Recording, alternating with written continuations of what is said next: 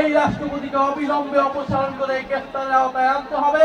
12ই March নতুন জাতীয় সংসদের অধিবেশন, সেই অধিবেশনে শুনছি আমরা ফ্যাসিস্টের দোসর, ফ্যাসিস্টের লেজুর রেখে যাওয়া রাষ্ট্রপতি বক্তব্য দিবে, ভাষণ দিবে।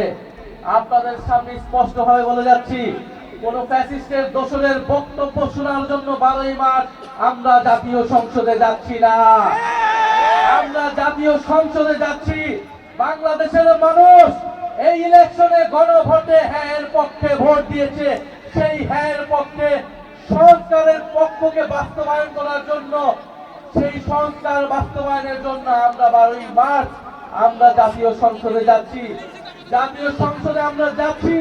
কবে উচ্চকক্ষ হবে, কবে সংবিধান সংস্কার পরিষদ হবে, সেই হিসাব নেওয়ার জন্য, কবে সরকার দল শপথ গ্রহণ করবে সেটা শোনার জন্য, কোন ফ্যাসিবাদের দোসরদের বক্তব্য শোনার জন্য আমরা 12ই মার্চ সংসদে যাচ্ছি না।